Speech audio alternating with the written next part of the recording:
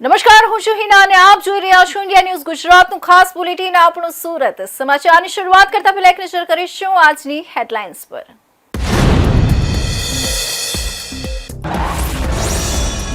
PP Savani પરિવારનો 18માં સમૂહ લગ્ન, 133 દીકરીઓએ પ્રભુતામાં પગલાં માંડ્યા। હર્ષ સંઘવીએ સેવા સંગઠન એપ લોન્ચ કરી નવદંપતીઓને આશીર્વાદ આપ્યા।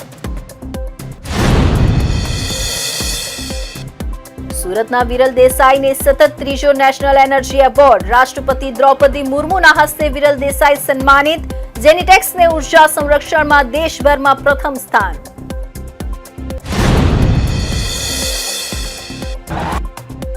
નર્મદ યુનિવર્સિટીમાં આદિવાસી હસ્તકલા પ્રદર્શનનું ઉદ્ઘાટન, તારીખ 27 સુધી હસ્તકલા અને વનૌષધિ વેચાણ સહ પ્રદર્શન।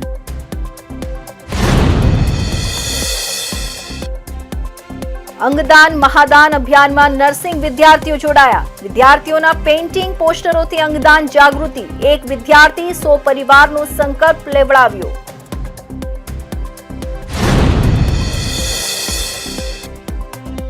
અને ચૌટા બજારમાં દબાણ કર્યું તો હવે ગુનો દાખલ થશે। મેયર પોલીસ કમિશનરની સમજાવટ બાદ પણ ફર્ક નહીં, વેપારીઓને પોલીસ સ્ટેશન બોલાવી છેલ્લી વોર્નિંગ।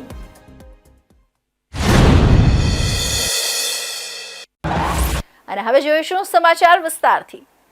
માનવતા અને સામાજિક ઉત્તરદાયિત્વનું ઉત્કૃષ્ટ ઉદાહરણ પૂરું પાડતા પીપી સવાણી પરિવાર દ્વારા આ વર્ષે 18માં સમૂહ લગ્નોત્સવ કોયલડીનું ભવ્ય આયોજન કરવામાં આવ્યું છે। અબ્રામા સ્થિત પીપી સવાણી ચૈતન્ય વિદ્યા સંકુલ ખાતે આયોજિત આ મહોત્સવના પ્રથમ દિવસે પિતાની છત્ર છાયા ગુમાવેલી 133 દીકરીઓએ પ્રભુતામાં પગલાં માંડ્યા હતા। આ પ્રસંગે રાજ્યના નાયબ મુખ્યમંત્રી હર્ષ સંઘવી વિશેષ ઉપસ્થિત રહ્યા હતા અને દીકરીઓને પિતાતુલ્ય હૂંફ પૂરી પાડતા મહેશભાઈ સવાણીના આ ભગીરથ કાર્યને બિરદાવ્યું હતું। કાર્યક્રમમાં ઉપસ્થિત જનમેદનીને સંબોધતા નાયબ મુખ્યમંત્રી હર્ષ સંઘવીએ જણાવ્યું હતું કે સવાણી પરિવાર દ્વારા દર વર્ષે યોજાતા આ સમૂહ લગ્ન એ માત્ર સામાજિક પ્રસંગ નથી, પરંતુ સંવેદના અને માનવતાનું સર્વોત્તમ ઉદાહરણ છે।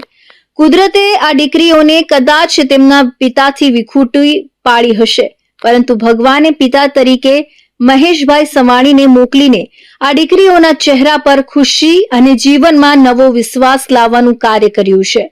તેમણે વધુમાં ઉમેર્યું કે પરંપરાગત લગ્નથી પણ વિશેષ ભવ્યતા અને તમામ વિધિઓ સાથે આ લગ્ન યોજવા તે પ્રશંસનીય છે। આ પ્રસંગે એક મહત્વપૂર્ણ ડિજિટલ કદમ ઉઠાવતા નાયબ મુખ્યમંત્રીના હસ્તે સેવા સંગઠન એપ્લિકેશનનું લોન્ચિંગ કરવામાં આવ્યું હતું। પીપી સવાણી ટ્રસ્ટ સંચાલિત આ સંગઠન અત્યારે 11,000થી વધુ દીકરી જમાઈઓનો એક વિશાળ પરિવાર બની ગયો છે। આ એપનો મુખ્ય હેતુ એ છે કે જો ભવિષ્યમાં કોઈ પિતા વિહોણી દીકરી લગ્ન બાદ ગંગા સ્વરૂપ એટલે કે વિધવા થાય તો આ સેવા સંગઠન તેને આર્થિક સહાય પૂરી પાડશે। આ સાથે જ આવી દીકરીઓના બાળકો ગ્રેજ્યુએટ થાય ત્યાં સુધીના શિક્ષણ અને આરોગ્યની તમામ જવાબદારી પણ ટ્રસ્ટ દ્વારા નિભાવવામાં આવશે। મહેશભાઈ સવાણીએ વિગતો આપતા જણાવ્યું હતું કે કોયલડી લગ્નોત્સવમાં સામેલ 133 કન્યાઓમાંથી 90% એવી દીકરીઓ છે જેમના પિતા તો નથી જ, પણ સાથે ભાઈ પણ નથી। આ વર્ષે પણ સર્વધર્મ સંભાવના દર્શન કરાવતા મુસ્લિમ, ખ્રિસ્તી અને દિવ્યાંગ કન્યાઓ સહિત વિવિધ 37 જ્ઞાતિની દીકરીઓ સામેલ થઈ છે। આ દીકરીઓ ભારતના 4 અલગ અલગ રાજ્ય અને ગુજરાતના 17 જિલ્લાઓમાંથી આવે છે, જેમને પિતાની ખોટ ન વર્તાય તે રીતે સાસરે વર્ણવવાની પ્રાથમિકતા રાખવામાં આવી છે। આ પ્રસંગે સાહિત્ય અને જીવન ચરિત્ર પર આધારિત 3 મહત્વપૂર્ણ પુસ્તકોનું વિમોચન કરવામાં આવ્યું હતું, જેમાં લેખક શૈલેષ સગપરિયા લિખિત વલ્લભભાઈ સવાણીનું જીવન ચરિત્ર, આરોહણ ડોક્ટર જીતેન્દ્ર અઢિયા દ્વારા લિખિત મહેશભાઈ સવાણીનું જીવન ચરિત્ર, પ્રેરણા મૂર્તિ અને અગાઉ લગ્ન કરી ચૂકેલી પિતા વિહોણી દીકરીઓના લાગણીસભર પત્રોનું સંકલન ધરાવતું પુસ્તક કોયલડીનું વિમોચન હર્ષ સંઘવીના હસ્તે કરાયું હતું। આ મંગલ પ્રસંગે પદ્મશ્રી ભીખુદાન ગઢવી, વિષ્ણુભાઈ પંડ્યા, કનુભાઈ ટેલર, મથુરભાઈ સવાણી, સાંસદ મુકેશ દલાલ, મેયર દક્ષેશ માવાણી સહિત અનેક ધારાસભ્યો, ઉદ્યોગપતિઓ અને સંતો મહંતોએ ઉપસ્થિત રહી નવ દંપતીઓને આશીર્વાદ પાઠવ્યા હતા। સવાણી પરિવારની આ 18 વર્ષની સતત સેવા યાત્રાએ સમાજમાં દીકરીઓ પ્રત્યેનું સન્માન વધાર્યું છે અને માનવતાનો એક નવો મહોત્સવ પ્રજ્વલિત રાખ્યો છે. હજારો લોકોની હાજરીમાં આ દીકરીઓની સન્માનજનક વિદાય ખરેખર હૃદયસ્પર્શી રહી હતી. સુરતના યુવા ઉદ્યોગપતિ વિરલ દેસાઈને ઉર્જા સંરક્ષણમાં યોગદાન બદલ નવી દિલ્હી ખાતે રાષ્ટ્રપતિ દ્રૌપદી મુર્મુના હસ્તે નેશનલ એનર્જી કન્ઝર્વેશન એવોર્ડથી સન્માનિત કરાયા. ઉર્જા સંરક્ષણ માટે સતત ત્રીજી વાર નેશનલ એનર્જી કન્ઝર્વેશન એવોર્ડ પ્રાપ્ત થયો. સાથોસાથ પર્યાવરણ સંરક્ષણ માટે દક્ષિણ ગુજરાતમાં 6,50,000થી વધુ વૃક્ષોનું વાવેતર કરનાર વિરલ દેસાઈને તેમના પર્યાવરણ અને ઉર્જા સંરક્ષણ માટે 7મી વાર રાષ્ટ્રીય સન્માન એનાયત કરવામાં આવ્યું છે. વિરલ દેસાઈની કંપની ઝેનેટિક્સને ઉર્જા સંરક્ષણમાં ઉમદા પ્રદાન બદલ ટેક્સટાઇલ ક્ષેત્રની કેટેગરીમાં દેશભરમાંથી પ્રથમ સ્થાન મળ્યું છે. ગ્રીનમેન વિરલ દેસાઈએ સતત ત્રીજી વખત રાષ્ટ્રીય ઉર્જા સંરક્ષણ પુરસ્કાર જીત્યો. ગુજરાતના જાણીતા પર્યાવરણવિદ અને ઉદ્યોગપતિ વિરલ સુધીરભાઈ દેસાઈને નવી દિલ્હીમાં વિજ્ઞાન ભવનમાં આયોજિત ભવ્ય સમારોહમાં પ્રતિષ્ઠિત રાષ્ટ્રીય ઉર્જા સંરક્ષણ પુરસ્કાર NECA થી સન્માનિત કરવામાં આવ્યા છે. દેસાઈએ ભારતના રાષ્ટ્રપતિ શ્રીમતી દ્રૌપદી મુર્મુના હસ્તે આ પુરસ્કાર સ્વીકાર્યો હતો. ઉર્જા સંરક્ષણ અને પર્યાવરણ સુરક્ષામાં તેમના અસાધારણ યોગદાન બદલ આ તેમનો સતત ત્રીજો ગોલ્ડન ટ્રોફી અને કુલ 6થો રાષ્ટ્રીય પુરસ્કાર છે. ગ્રીનમેન તરીકે જાણીતા વિરલ દેસાઈની કંપની ઝેનેટિક્સે ઉર્જા કાર્યક્ષમતા અને સંરક્ષણ માટે અદ્યતન પદ્ધતિઓ અપનાવવા બદલ રાષ્ટ્રીય સ્તરે માન્યતા મેળવી છે. નોંધનીય છે કે તેમણે આ પુરસ્કાર માટે દેશની અગ્રણી ટેક્સટાઇલ કંપનીઓ સાથે સફળતાપૂર્વક સ્પર્ધા કરી હતી. તેમના પર્યાવરણ સુરક્ષાના પ્રયાસો માત્ર ઔદ્યોગિક ક્ષેત્ર પૂરતા મર્યાદિત નથી. વિરલ દેસાઈએ અત્યાર સુધીમાં ગુજરાતમાં 7 સુંદર અર્બન ફોરેસ્ટ વિકસાવ્યા છે, જે શહેરી વિસ્તારમાં હરિયાળી વધારવામાં અને જૈવ વિવિધતા જાળવવામાં મહત્વપૂર્ણ ભૂમિકા ભજવે છે. મારું નામ વિરલ દેસાઈ છે. હું ઝેનેટિક્સ થી છું, ઝેનેટિક્સ CEO છું અને ખાસ કરીને અમને 14 ડિસેમ્બર જ્યારે national energy conservation day celebrate કરવામાં આવે છે. ભારતભરમાં ઘણા બધા જે રેકોર્ડ જે હોલ્ડર્સ જે છે કે જેમાં national energy conservation award ministry of power government of India તરફથી એનાયત કરવામાં આવે છે. આ વખતે અમને ગોલ્ડન ટ્રોફી મળી છે અને સૌભાગ્ય કે આપણે કહી શકીએ હિસ્ટોરિક બાબત છે કે 3 વર્ષ કોન્ઝિક્યુટિવલી આ વર્ષે જે ગોલ્ડન ટ્રોફી થઈ તો એ 2019, 2022 ને આ 2025માં એમ કરીને ત્રીજી વાર આ ગોલ્ડન ટ્રોફી એનાયત થઈ છે. યુનિક બાબત એ છે કે એનર્જી કન્ઝર્વેશન જે છે એ આપણે પર્યાવરણની સુરક્ષામાં બહુ મોટું યોગદાન આપણે કરવા માટે એ લોકો પ્રેરિત કરવા માટે આ એવોર્ડ થઈ રહ્યા છે. અને ખાસ કરીને કે જે અમારી ઇન્ડસ્ટ્રી જે છે ઝેનેટિક્સ એ ડાઇંગ અને પ્રોસેસિંગ હાઉસ છે અને કમ્પ્લીટલી વિન્ડમિલ બેઝ પાવર જનરેશન થી અમે ચાલીએ છીએ, પણ એમાં ઇલેક્ટ્રિક કન્ઝમ્પશન ઓછું થયું છે, એમાં કોલ એટલે સ્ટીમ બેઝ કન્ઝમ્પશન ઓછું થયું છે અને પાણી એ કેવી રીતે ઓછું થયું છે. બીજું, આ ઇન્ડસ્ટ્રીમાં અમે અરાઉન્ડ 5,000 થી વધારે વૃક્ષો રોપ્યા છે અને ઘણી બધી CSR એક્ટિવિટીઝ કરીએ છીએ. પણ આ કરતા પણ પેલું જે ટેકનિકલ ઇવેલ્યુએશન થાય છે એ ટેકનિકલ ઇવેલ્યુએશન આખા ઇન્ડિયામાંથી થાય છે અને ઘણી બધી જગ્યાએ એટલે નોર્થ ઈસ્ટ, સાઉથ વેસ્ટ એ બધું. આ સિદ્ધિ પર પોતાનો આનંદ વ્યક્ત કરતા વિરલ દેસાઈએ જણાવ્યું હતું કે આ પુરસ્કાર માત્ર મારા માટે કે મારી કંપની માટે નથી, પરંતુ પ્રકૃતિ પ્રત્યે સમર્પિત દરેક વ્યક્તિ માટે છે. ઉર્જા સંરક્ષણ સમયની તાતી જરૂરિયાત છે અને પર્યાવરણને બચાવવાનો મારો સંકલ્પ વધુ મજબૂત થશે. આ સન્માન મને સ્વચ્છ અને હરિયાળા ભવિષ્ય તરફ કામ કરવા માટે વધુ પ્રેરિત કરે છે. તેમને વર્ષ 2019, 2022 અને આ વખતે 2025 એમ સતત ત્રીજી વખત ગોલ્ડન ટ્રોફી એનાયત થઈ છે. તો સતત બીજી વખત રાષ્ટ્રપતિ દ્રૌપદી મુર્મુના હસ્તે આ એવોર્ડ એનાયત થયો છે. તેમની આ સિદ્ધિથી સુરત તેમજ સમગ્ર ગુજરાતને ગૌરવ પ્રાપ્ત થયું છે. સુરતમાં ઝેનેટિક્સ નામે પોતાનું ટેક્સટાઇલ પ્રોસેસિંગ હાઉસ ધરાવતા વિરલ દેસાઈ પાછલા 15 વર્ષોથી તેમની ફેક્ટરીને સંપૂર્ણપણે પવન ઉર્જા પર ચલાવે છે. આ સંદર્ભે તેઓ વધુમાં કહે છે કે મને પવન ઉર્જાના યથાર્થ ઉપયોગની પ્રેરણા વડાપ્રધાને અને રાજ્યમાં યોજાતી વાઇબ્રન્ટ સમિટે આપી છે.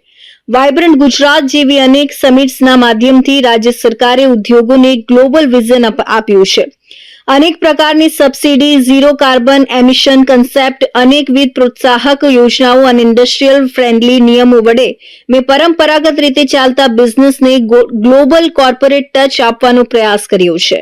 વીર નર્મદ દક્ષિણ ગુજરાત યુનિવર્સિટી ખાતે આદિવાસી સંસ્કૃતિ, પરંપરા અને કળાને પ્રોત્સાહન આપવાના હેતુથી આયોજિત પરંપરાગત આદિવાસી હસ્તકલા કૃતિ, આહાર અને વનૌષધિ પ્રદર્શનને રાજ્યના રમતગમત મંત્રી ડોક્ટર જયરામભાઈ ગામિતે ઉદ્ઘાટન કરીને ખુલ્લું મૂક્યું હતું.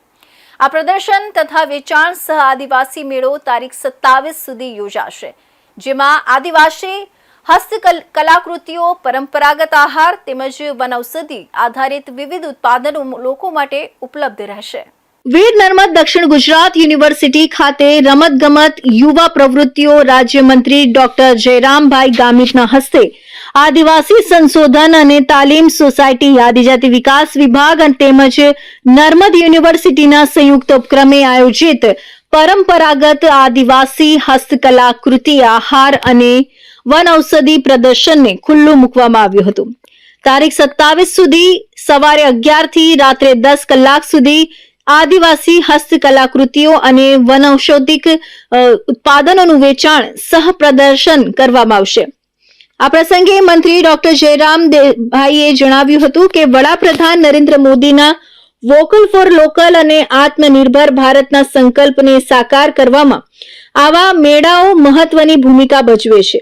આદિવાસી કલાકારો અને સ્થાનિક કારીગરોને સીધું બજાર પૂરું પાડવાનો આ પ્રશંસનીય પ્રયાસ છે. મેળામાં હાથસળ, ભરતકામ, મોતીકામ, ચર્મકામ, માટીકામ, વાંસકામ અને જ્વેલરી જેવી અનેક ચીજવસ્તુઓ આકર્ષણનું કેન્દ્ર બની છે. સાથે જ શુદ્ધ વનૌષધિઓ અને પરંપરાગત આદિવાસી આહારના સ્ટોલ્સ પણ ઊભા કરવામાં આવ્યા છે. મેળા દરમિયાન તારીખ 27 સુધી દરરોજ રાત્રે 8 થી 9 વાગ્યા સુધી પ્રખ્યાત આદિવાસી નૃત્ય ટીમો દ્વારા સાંસ્કૃતિક પ્રસ્તુતિ કરવામાં આવશે. સુરતવાસીઓ તેમજ યુવક મહોત્સવમાં આવનારા વિદ્યાર્થીઓને આ મેળાની મુલાકાત લઈ સ્થાનિક કારીગરોને પ્રોત્સાહિત કરવા મંત્રીએ તેમજ કુલપતિએ ભારપૂર્વક અનુરોધ કર્યો હતો. આ પ્રસંગે કુલપતિ ડોક્ટર કે.એન. ચાવડા, કુલસચિવ ડોક્ટર રમેશદાન ગઢવી, આદિજાતિ વિકાસ વિભાગના અધિકારીઓ, વિદ્યાર્થીઓ અને સુરતવાસીઓ ઉપસ્થિત રહ્યા હતા. તો હવે સમય છે એક વિરામનો.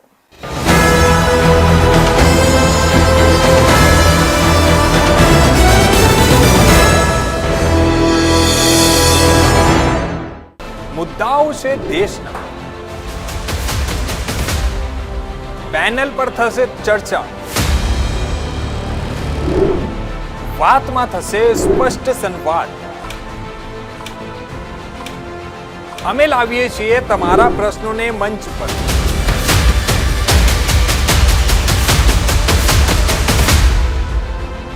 કેમ કે સમસ્યા તમારી, લડત અમારી. જુઓ મારી સાથે ફક્ત इंडिया न्यूज गुजरात पर.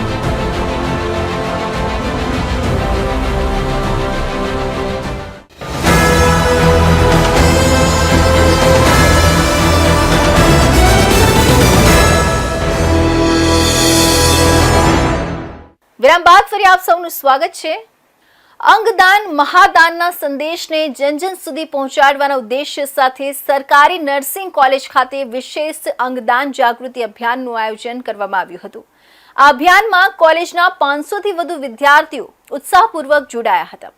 વિદ્યાર્થીઓ દ્વારા અંગદાન અંગે જાગૃતિ ફેલાવતા વિવિધ પેઇન્ટિંગ્સ અને પોસ્ટરોનું આકર્ષક પ્રદર્શન યોજાયું હતું. આ પ્રસંગે અંગદાન ચેરિટેબલ ટ્રસ્ટના દિલીપભાઈ દેશમુખે એક વિદ્યાર્થી 100 પરિવારના સંકલ્પની વાત કરતા જણાવ્યું હતું કે દરેક વિદ્યાર્થી પોતે ઓછામાં ઓછા 100 પરિવારોને અંગદાન અંગે માર્ગદર્શન આપે અને સમજ આપશે, જેથી સમાજમાં અંગદાન પ્રત્યે જાગૃતિ વધે અને અનેક જીવ બચાવી શકાય. અંગદાન ચેરિટેબલ ટ્રસ્ટના પ્રણેતા દિલીપભાઈ દેશમુખના અધ્યક્ષસ્થાને નવી સિવિલ સ્થિત સરકારી નર્સિંગ કોલેજના 500 થી વધુ વિદ્યાર્થીઓએ મેડિકલ કોલેજના ગ્રાઉન્ડ ખાતે અંગદાન મહાદાન અભિયાન ઉત્સાહપૂર્વક ભાગ લીધો હતો. કાર્યક્રમમાં 70 થી વધુ વિદ્યાર્થીઓએ બનાવેલા અંગદાન જાગૃતિના પેઇન્ટિંગ અને પોસ્ટરોનું વિશેષ પ્રદર્શન યોજાયું હતું. આ પ્રસંગે દિલીપ દાદા દેશમુખે વિદ્યાર્થીઓને અંગદાન મહાદાનના શપથ લેવડાવ્યા હતા. અને એક વિદ્યાર્થી 100 પરિવારના સંકલ્પ સાથે પ્રત્યેક વિદ્યાર્થી 100 પરિવારને અંગદાન અંગે માર્ગદર્શન અને સમજ આપવાનું આહવાન કર્યું હતું. તેમણે જણાવ્યું હતું કે અંગદાન અભિયાનને જન આંદોલન બનવા જઈ રહ્યું છે, જેથી અંગોની પ્રતીક્ષા કરી રહેલા દર્દીઓને સમયસર જીવનદાયી અંગો મળી શકે. દિલીપભાઈ દેશમુખે વધુમાં જણાવ્યું હતું કે બ્રેન્ડેડના કિસ્સાઓમાં નર્સિસ અને નર્સિંગ વિદ્યાર્થીઓના કાઉન્સેલિંગની ભૂમિકા ખૂબ જ અગત્યની છે, કારણ કે નર્સિસ એ ડોક્ટર અને સમાજ વચ્ચે કડી છે. તેમની સરળ અને અસરકારક સમજાવટના કારણે રાજ્યની સરકારી તેમજ ખાનગી હોસ્પિટલોમાં અંગદાન ક્ષેત્રે નોંધપાત્ર સફળતા મળી છે અને અનેક પરિવારોના જીવનમાં નવી રોશની આવી છે. કાર્યક્રમને સફળ બનાવવામાં સહયોગ આપનાર નર્સિંગ એસોસિએશનનો દેશમુખે આભાર માન્યો હતો. શિક્ષિત નર્સિંગ વિદ્યાર્થીઓ દ્વારા સમાજમાં જાગૃતિ ફેલાશે અને અમૃતકાળમાં વધુને વધુ જરૂરિયાતમંદોને જીવનદાયી અંગો પ્રાપ્ત થશે એવો તેમણે વિશ્વાસ વ્યક્ત કર્યો હતો. કાર્યક્રમનું આયોજન ઇકબાલ કડીવાલા, પ્રિતેશ પટેલ, સિંધુ પાંડેએ કર્યું હતું. કાર્યક્રમમાં શાંતિદૂત બલૂન ઉડાવી અંગદાનનો સંદેશો અપાયો હતો.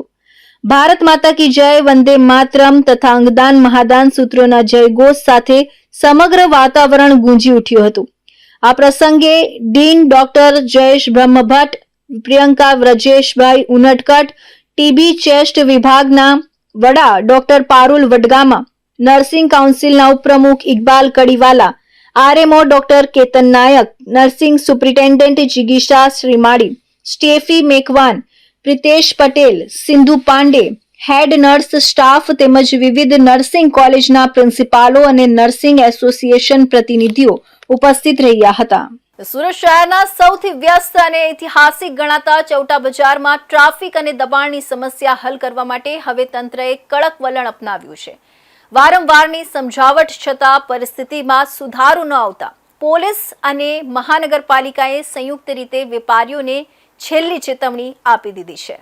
સુરતના મેયર અને પોલીસ કમિશનર દ્વારા રૂબરૂ મુલાકાત લઈને વેપારીઓને પોતાની દુકાનની બહાર સામાન ન રાખવા અને પાથરના વાળાઓને વ્યવસ્થિત કરવા સૂચના આપવામાં આવી હતી. જો કે તંત્રની આ નમ્ર અપીલની વેપારીઓ પર કોઈ ખાસ અસર જોવા મળી નહોતી. રસ્તાઓ સાંકડા થવાના કારણે ગ્રાહકો રાહદારીઓને પડતી મુશ્કેલીઓ યથાવત રહી હતી. આ પરિસ્થિતિનો કાયમી ઉકેલ લાવવા માટે આજે પોલીસ વિભાગ અને પાલિકાના ઉચ્ચ અધિકારીઓ દ્વારા ચૌટા બજારના વેપારી મંડળ સાથે એક મહત્વની બેઠક યોજવામાં આવી હતી. આ મીટિંગમાં અધિકારીઓએ સ્પષ્ટ શબ્દોમાં જણાવ્યું હતું કે હવેથી રસ્તા પર કોઈ પણ પ્રકારનું દબાણ ચલાવી લેવામાં આવશે નહીં. જો કોઈ દુકાનદાર પોતાની હદ બહાર સામાન રાખશે અથવા પાથરના વાળાઓને પ્રોત્સાહન આપશે તો તેમની સામે સીધો પોલીસ ગુનો દાખલ કરવામાં આવશે. દબાણના કિસ્સામાં માત્ર દંડ જ નહીં પરંતુ માલ સામાન જપ્ત કરવાની કાર્યવાહી પણ તેજ કરવામાં આવશે. ચૌટા બજારમાં ખરીદી માટે આવતા હજારો લોકો ટ્રાફિક જામમાં ફસાય છે. પોલીસનું માનવું છે કે જો વેપારીઓ શિસ્ત પાળે તો આ સમસ્યા 70% સુધી ઓછી થઈ શકે તેમ છે. આ ચેતવણી બાદ હવે આગામી દિવસોમાં પોલીસ અને પાલિકાની ટીમો દ્વારા આકસ્મિક ચેકિંગ હાથ ધરવામાં આવશે. તમામ પોલીસ સ્ટેશન ઇન્ચાર્જોને સૂચના આપવામાં આવી કે આ બાબતે વેપારીઓ સાથે એક મીટિંગ લઈ અને યોગ્ય નિરાકરણ થાય, જેથી વેપારીઓને પણ અગવડ ન પડે અને આમ પબ્લિકને પણ હેરાનગતિ ન થાય. જેના માટે એક મીટિંગનું આયોજન કરવા માટે પોલીસ કમિશનર દ્વારા સૂચન કરવામાં આવેલું, જેના ભાગરૂપે મીટિંગ રાખવામાં આવી હતી. વેપારીઓ સ્વેચ્છાએ સહમત થયા છે કે અમે અમારી રીતે આ પબ્લિકને હેરાનગતિ ન થાય એ માટે એ રીતે અમારો વેપાર ધંધો કરીશું. આજરોજ અઠવા પોલીસ સ્ટેશન વિસ્તારમાં આવતા ચોટા વિસ્તારના વેપારી લોકોને અઠવા પોલીસ સ્ટેશનમાં આજે મિટિંગ લેવામાં આવી, જેમાં કોર્પોરેશનના અધિકારીઓ પણ હાજર રહેલા. મુખ્યત્વે ચોટાની સમસ્યા એ છે કે ત્યાં ટ્રાફિકને અડચણરૂપ થાય એ રીતે વેપારીઓ બહાર ફેરિયા બેસાડે છે અને એમના ડિસ્પ્લે માટેના 6 થી 7 ફૂટના દબાણ હોય છે. આ દબાણ દૂર થાય એના માટે માનનીય પોલીસ કમિશનર સાહેબ અને મેયર સાહેબે 2 દિવસ પહેલાં ચોટા વિસ્તારની મુલાકાત લીધેલી અને તમામ વેપારીઓને અનુરોધ કરેલો કે 2 દિવસની અંદર તમે તમારી રીતે સેલ્ફ ડિસિપ્લિનથી વ્યવસ્થા ગોઠવો, જેથી પબ્લિકને હેરાનગતિ ના થાય. એમની બીજી રજૂઆતો એવી હતી કે એક વેપારી 7 થી 8 ફૂટનું દબાણ રાખે છે, જેથી અમારી દુકાન દેખાતી નથી, એટલે અમારે પણ 7 થી 8 ફૂટનું દબાણ રાખવું પડે છે. એટલે આજે અમે સ્થળ વિઝિટ કરીશું અને આમાં જે વચલો રસ્તો થાય એ આમ પબ્લિકને પણ હેરાનગતિ ન થાય અને વેપારીઓને પણ એમનો ધંધો રોજગાર મળી રહે એવા વ્યવહારુ અભિગમ દાખવી અને અમે વચલો રસ્તો કાઢવા માટેનો પ્રયત્ન કરીશું. અને આજે એ કર્યા પછી કાલથી જે કોઈ વેપારીઓ આ નિયમોનો ભંગ કરશે એમના વિરુદ્ધમાં અમે ગુના દાખલ કરીશું. ગૃહમંત્રી હર્ષ સંઘવીના શહેર સુરતથી પણ પોલીસના ગેરવર્તનનો એક નિંદનીય કિસ્સો સામે આવ્યો છે. ઉમરા પોલીસ સ્ટેશનના એક કોન્સ્ટેબલની આ સમગ્ર ગેરવર્તણૂક દુકાનમાં લાગેલા સીસીટીવી કેમેરામાં કેદ થઈ ગઈ છે. વિડીયોમાં સ્પષ્ટ દેખાય છે કે મોડી રાત્રે દુકાન ખુલ્લી રાખવા બદલ વેપારીને કાયદેસરની સમજૂતી આપવાને બદલે અથવા કાયદાકીય કાર્યવાહી કરવાને બદલે કોન્સ્ટેબલ સીધો જ વેપારી પર હાથ ઉપાડે છે. સુરતના ઉમરા પોલીસ સ્ટેશનમાં ફરજ બજાવતા હેડ કોન્સ્ટેબલ નરહરદાન ગઢવીનો એક ચોંકાવનારો વિડીયો હાલ સોશિયલ મીડિયામાં વાયરલ થઈ રહ્યો છે, જેમાં તેઓ એક દુકાનદારને બેફામ માર મારતા નજરે પડે છે. આ ઘટનાના સીસીટીવી ફૂટેજ સામે આવ્યા બાદ પોલીસ વિભાગની છબી ખરડાઈ છે. વિડીયોમાં કોન્સ્ટેબલની દાદાગીરી સ્પષ્ટપણે જોઈ શકાય છે, જેને પગલે હવે પોલીસ બેડામાં પણ ચર્ચાઓ શરૂ થઈ છે અને ઉચ્ચ અધિકારીઓ દ્વારા આ મામલે તપાસનો દોર શરૂ કરવામાં આવ્યો છે. સીસીટીવી ફૂટેજમાં જોવા મળતી આ ઘટનામાં કોન્સ્ટેબલ દુકાનદારને એક જોરદાર લાફો મારે છે અને ત્યારબાદ ત્યાં હાજર અન્ય વ્યક્તિ સાથે પણ મારપીટ કરી તેને ધક્કો મારે છે. જોકે વેપારીએ નિયમનો ભંગ કરી મોડી રાત સુધી દુકાન ચાલુ રાખી હતી, પરંતુ પોલીસ દ્વારા કાયદાનું પાલન કરાવવાને બદલે સરેઆમ મારપીટ કરવી એ ગંભીર સવાલ ઉભા કરે છે. આ ઘટના બાદ સ્થાનિક વેપારીઓમાં ભારે રોષ જોવા મળી રહ્યો છે. આ ઘટનામાં પીડિત રાજુ લોહાર નામના દુકાનદારે જણાવ્યું કે 11:30 ની આસપાસ પીસીઆર આવી હતી અને પોલીસે સીધી અંદર આવીને મારામારી કરી દીધી. મેં સાહેબને કહ્યું કે સાહેબ આવી રીતે ડાયરેક્ટ મારવાની જરૂર નહોતી, એટલામાં અમને ખેંચીને લઈ ગયા. પહેલા મને ખેંચ્યો, પછી લાફો માર્યો હતો. દુકાનમાં આવતા કહ્યું કે બંધ કરવાનો ઓર્ડર છે. પછી મેં કહ્યું કે મને નહોતો ખ્યાલ, કાલથી 11 વાગ્યાની આસપાસ દુકાન બંધ કરી દઈશ. મારે મોટે ભાગે પોલીસની જ ઘરાકી છે. હવે ખબર નહીં તેમણે તે સમયે શું પ્રેશર હશે એ કંઈ ખબર નથી. આ ઘટના અંગે એસીપી વિજય મલ્હોત્રાએ સત્તાવાર નિવેદન આપતા જણાવ્યું હતું કે આ સમગ્ર બનાવ કયા સંજોગોમાં બન્યો અને તેની પાછળનું સાચું કારણ શું હતું તે અંગે ઝીણવટભરી તપાસ કરવામાં આવશે. સીસીટીવી ફૂટેજને મુખ્ય પુરાવા તરીકે ગણીને તપાસ આગળ ધપાવવામાં આવશે અને જો તપાસ દરમિયાન પોલીસ કર્મચારી દોષિત જણાશે તો તેની સામે કડક શિસ્તભંગના પગલાં અને યોગ્ય કાયદાકીય કાર્યવાહી કરવામાં આવશે તેવી ખાતરી પણ તેમણે આપી છે. આ જે સીસીટીવી વાયરલ થયા છે એ બનાવ છે 18 તારીખનો છે અને આપ જોઈ શકો છો એમાં રાત્રે 12 વાગ્યા પછીનો સમય છે. સ્થાનિક રહીશોની ફરિયાદોના આધારે ત્યાં જે પાનના ગલ્લા, ચાની લારીઓ છે અને ઈંડાની લારીઓ છે એ બધી લારીઓ 11:30 વાગે બંધ કરાવવાનું કામ પોલીસ કરે છે અને આ કામ છેલ્લા 1 અઠવાડિયાથી પોલીસ સતત સમજાવટથી કરી રહી છે. આપ વિડીયોમાં જોઈ રહ્યા છો કે જે દુકાનદાર છે એ રાત્રે 12 વાગ્યા પછી પણ દુકાન ચાલુ રાખે છે, છેલ્લા 7 દિવસથી સમજાવવા છતાં, અને પોલીસ સાથે ઝીપાઝોડી કરતો દેખાઈ આવે છે. બરાબર, એટલે પોલીસે જે કામગીરી કરી છે એ પ્રજાના જાનમાલ માટે, એમની સલામતી માટે અને એમની સગવડતા માટે કરેલી છે. આમાં પોલીસનું પર્સનલ કંઈ નથી અને જે કઈ કાર્યવાહી થઈ છે એ યોગ્ય થઈ છે. સર, તપાસ કઈ રીતે થશે? પોલીસ ગેરવર્તન કરતી દેખાય છે. અમે એ બાબતે સીસીટીવી ફૂટેજ આખા ડીવીઆર મેળવી અને ચેક કરીશું અને એમાં પ્રાથમિક દ્રષ્ટિએ સીસીટીવીમાં દેખાય છે કે પોલીસ પહેલા રિક્વેસ્ટ કરે છે અને જો કઈ એમાં પોલીસની આવશે તો એમાં યોગ્ય કાર્યવાહી કરીશું. વાયરલ વિડીયોના કારણે પોલીસ બેડામાં પણ ખળબળાટ મચ્યો છે. ઉચ્ચ અધિકારીઓ દ્વારા સમગ્ર મામલે તપાસ શરૂ કરી દેવામાં આવી છે અને સીસીટીવી ફૂટેજના આધારે સત્ય બહાર લાવવાની ખાતરી આપવામાં આવી છે. જો આરોપ સાચા સાબિત થશે તો જવાબદાર પોલીસ કર્મચારી સામે કડક કાર્યવાહી કરવામાં આવશે. તો વોકલ ફોર લોકલ અંતર્ગત તાપી જિલ્લાના વડા મથક વ્યારા ખાતે ગુજરાત લાઇવલીહુડ પ્રમોશન કંપની દ્વારા સશક્ત નારી મેળાનું ઉદ્ઘાટન તાપી જિલ્લા પ્રભારી અને કેબિનેટ મંત્રી નરેશ પટેલની અધ્યક્ષતામાં કરાયું હતું. સ્થાનિક ઉત્પાદનોને વધુ વેગ મળે, દેશના તમામ નાગરિકોને ઘર આંગણે રોજગારી મળે, જેથી દેશની આર્થિક પરિસ્થિતિ વધુ મજબૂત થાય તે ઉદ્દેશ્યથી વોકલ ફોર લોકલની ઝુંબેશ સરકાર દ્વારા હાથ ધરવામાં આવી છે. સાથે મહિલાઓ પણ પગભર બને તે દિશામાં કામગીરી કરવામાં આવી રહી છે, જેને ધ્યાનમાં લઈને મહિલાઓ દ્વારા બનાવેલ વિવિધ વસ્તુઓ, વાનગીઓને સ્થાનિક કક્ષાએ બજાર મળી રહે તેવા ઉદ્દેશ્ય સાથે મંત્રી નરેશ પટેલની અધ્યક્ષતામાં સશક્ત નારી મેળો યોજાયો હતો. આ મેળામાં વિવિધ હાથ બનાવટની વસ્તુઓ, વાનગીઓના સ્ટોલો લગાવવામાં આવ્યા છે, જે આગામી 3 દિવસ સુધી ચાલશે. આ વેળાએ ઉપસ્થિત મંત્રીએ પ્રસંગોચિત ઉદ્બોધન કરીને વિવિધ સ્ટોલોની મુલાકાત લીધી હતી. સશક્ત નારી મેળાઓ નું જે રીતેનું આયોજન થયું છે, વહીવટી તંત્રએ ભારત સરકાર અને રાજ્ય સરકારની જે કલ્પના છે કે આત્મનિર્ભર ભારતની અંદર પણ બહેનોનો પણ ખૂબ મોટો ફાળો હોવો જોઈએ. આજે જ્યારે આ મેળાની અંદર આપણે દરેક સ્ટોલ જોઈ રહ્યા છે એ પ્રમાણે બહેનો અનેક પ્રકારનું એમની આવડત પ્રમાણે ઉત્પાદન કરે છે અને એ બહેનો એમના પ્રયાસ દ્વારા નાના મોટા મેળાની અંદર એ સારું વેચાણ પણ કરી શકે છે. એના કારણે એમનું ટર્નઓવર ખૂબ સારું દેખાય છે અને એ ટર્નઓવરના કારણે એની જિંદગીમાં પણ બદલાવ આવે છે, એના જીવન ધોરણ પણ બદલાય છે. નરેન્દ્રભાઈ જે તે સમયે તત્કાલીન મુખ્યમંત્રી તરીકે ગુજરાતની અંદર હતા તે સમયે પણ હંમેશા બહેનોને કેન્દ્રમાં રાખી છે.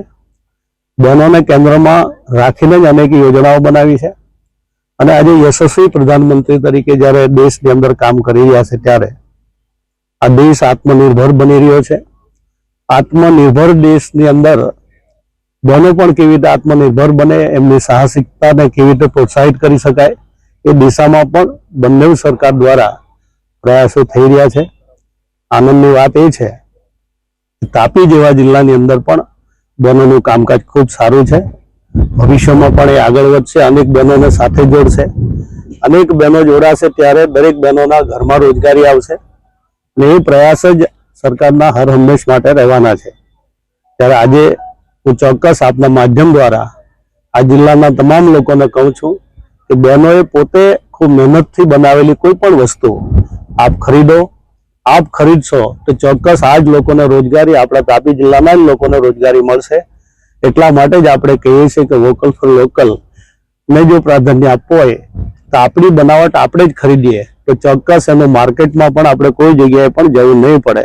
એ જે નરેન્દ્રભાઈનું સપનું છે એમાં બધા સહયોગ કરે એ જ અપેક્ષા. ધન્યવાદ. મેળામાં મોટી સંખ્યામાં મહિલાઓ તથા સ્થાનિક નાગરિકોની હાજરી જોવા મળી રહી છે. મહિલાઓ દ્વારા તૈયાર કરાયેલા વિવિધ હાથ બનાવટના ઉત્પાદનો અને સ્વદેશી વાનગીઓને નાગરિકોનો સારો પ્રતિસાદ મળી રહ્યો છે. વોકલ ફોર લોકલના સંદેશ સાથે યોજાયેલા સશક્ત નારી મેળો મહિલાઓને આર્થિક રીતે સ્વાવલંબન તરફ દોરી જતો મહત્વપૂર્ણ પ્રયાસ બન્યો છે. આગામી 3 દિવસ સુધી ચાલનાર આ મેળો સ્થાનિક ઉત્પાદકો અને મહિલાઓ માટે રોજગારી તથા આત્મનિર્ભરતાનું મજબૂત મંચ પૂરું પાડશે. તો આ હતા ઇન્ડિયા ન્યૂઝ ગુજરાતના ખાસ બુલેટિન, આપણું સુરતના મહત્વના સમાચાર. નવા સમાચાર સાથે ફરી મળીશું. ત્યાં સુધી જોતા રહેજો ઇન્ડિયા ન્યૂઝ ગુજરાત.